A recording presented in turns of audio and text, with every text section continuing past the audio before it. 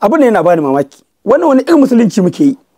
Wai mutum musulmi ya kafa hoto ko a'a ya tsaya gaban kyamara ya dinga kunduma zagi, ya dinga zagin dattijo wanda ya karar da rayuwar shi wajen hidima ga Qur'ani. Wannan wani irin musulunci ne?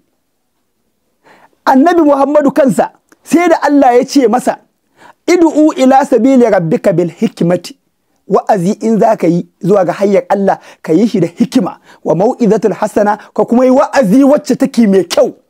Ina hikima aka ije mu hoto ko ka ije mutum ko ka dinga zagin mutum a haka kake so a fahimce ka? Wannan wata irin da'awa ce? Shin in ya kama ma za a yi jayayya ko za a yi zamana suna faɗi kana faɗi, sai Allah ya ce me wajadilhum billati hi ahsan, a yi irin wannan jayayyan da abin da yake mafi kyau. Inna rabbaka huwa a'lamu biman dalla, ubangijinka shi kada ya san waye ya bata ala sabili akan hayyarsa an sabilihi wa huwa a'lamu bil muhtadi, shi kuma ya san waye yake kan shari'a. Amma ka samu mutum ya zo ya dinga durawa tsoho ashar bayan annabi yana cewa laysa minna man lam ya'rifu haqqa man lam ya'rifu man lam yarham sagirana wa ya'rifu haqqa kabirana, wanda bai tausaya wa kanana kuma bai san haƙƙin manya ba, annabi ya ce baya tare da mu. Wannan wani irin addini? Wani irin addini?